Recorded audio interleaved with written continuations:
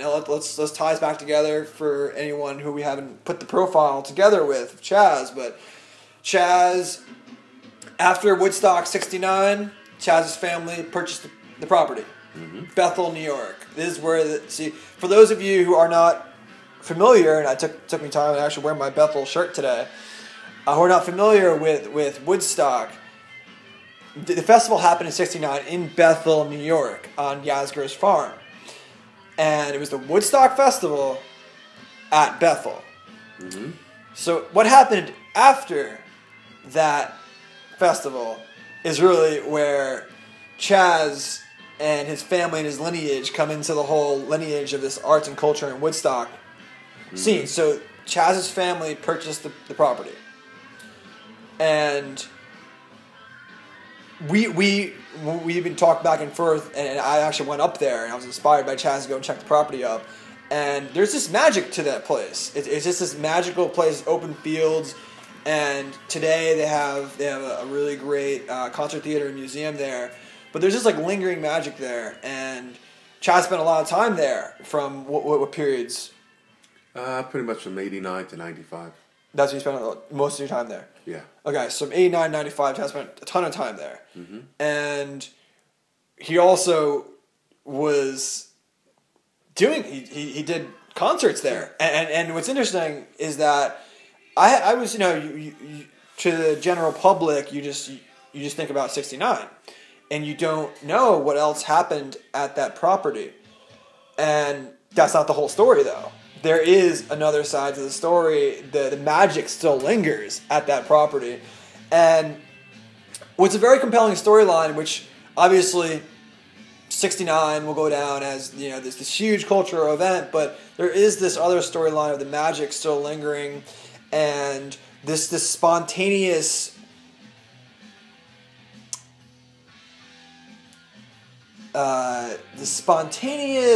gathering, this migration to this magic, really. I think that's what happens, is like the energy lingers, and people just spontaneously go and embrace it. Mm-hmm. And Chaz was one of the organizers of some of these spontaneous gatherings of just peace, love, and music.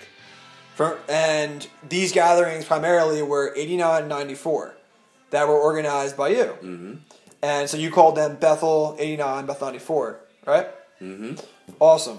So describe some of the, so let's say '89, '94. Take us through a little bit of the journey about how you had this idea to do this concert in '89, how it evolved from '89 to '94, your experience with the property, and kind of the atmosphere that was there and how everyone felt. '89 started as a concept between Debbie, my brother, and myself of making T-shirts and hats. And this year, going up to the property, just selling some of T-shirts and hats that we created. Got up there were like 5,000 people on the property. And they were just all running around. Now, again, it's private property, so I had to go to the local municipality to let them know about it, trespassing, so I cover myself on it. No. Well, Bethel really didn't do much of it, so I had to start organizing things. And I organized around the perimeter, all of the vendors. People came to me, said, well, can we play music? I said, okay, down where the concert was held, that's where we'll set up.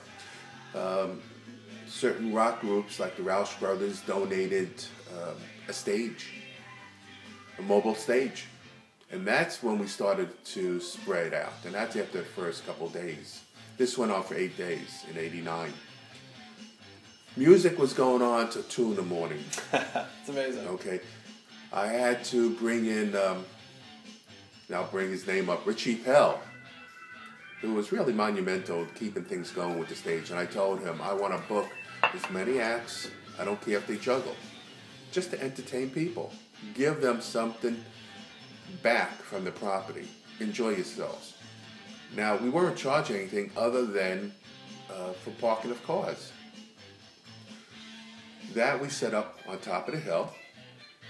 And if you wanted to get onto the property for the festivities, there was a parking fee. And that was denoted with a little color sticker for every day.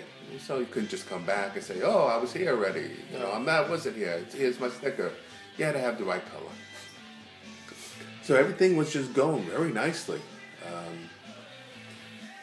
Town started to come in and said, well, we have to set up water, we have to set up this, I set it all up from donations.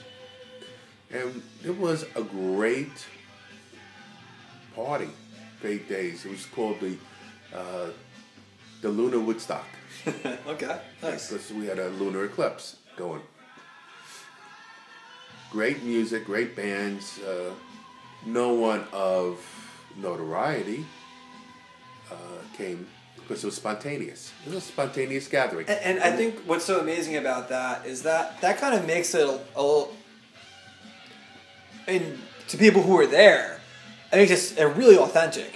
And that kind of really, to me, as someone who's hearing the story, and to other people who maybe were listening to it, that really paints a picture of how magical this place is.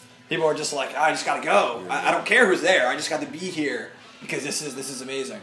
I don't want to go into all the politics that had to cut through, or the people who were trying to derail what was going on. But if it wasn't for me, there would have been chaos. Because town wouldn't have known what to do with 50, 60,000 people, maybe 100,000 people. Yeah. All right? But through the whole incident, through 8 days, there was only one injury. And that's someone who just walked into a tree, didn't see where he was going. Yeah. And that was it. It's amazing. I mean, so what's amazing about this is that a lot of people have these limits in their imagination of what's possible because they operate on their daily lives, and today is like tomorrow is like the next day, and blah, blah. This is possible. And this is, an event that happened in history. Obviously, it happened a few times at this property, where people just said, whoa, no, I don't have to do this tomorrow. I don't have to do this. 8 days. 8 days of solid music and just harmony, as opposed, except for the guy who ran into a tree, but that was his own doing. And everyone just got along. So it is possible for this to happen. And it doesn't have to end, which is amazing. I mean, obviously 8 days it ended, but this is not something that has to be. You can do things like this. This is possible. These things can happen. Yeah. To me, these years from '89 to '94 really, I like to classify as the missing link of Woodstock. In the prior years, we put down a monument. We had some shows that TV shows that came onto the property to record the Linda Ellaby show. But with '89, we started thinking long term in really producing a major show. But it couldn't be Woodstock. Michael Lang, that's his baby. Yeah. And everything's tied into him. That's why, Bethel, I call the site. It's the Bethel Woodstock site. The name took on Woodstock. And no matter where you take the name Woodstock and put a show on it throughout the country, Woodstock is still Bethel. It's true. And that's why it is the site. So, '94 came, got Sid Bernstein on board, put things together, and we had some really good rocking bands. Nice. The Rascals were there, the Saw Parade, Sha Na Na, Canned Heat, Arlo Guthrie, Melanie, a whole host of groups were there. And quite frankly, with an old JVC camera, I was able to record a lot of it, and it's kind of neat. Actually created a CD of the music, which it could be enhanced, but we're talking '94. Technology wasn't where it is today. Well, this is history, and this is also a missing link in history. Yes. About this site, for anyone who's into the culture of just culture in general. So this is the missing link between Woodstock '69 and Bethelwood.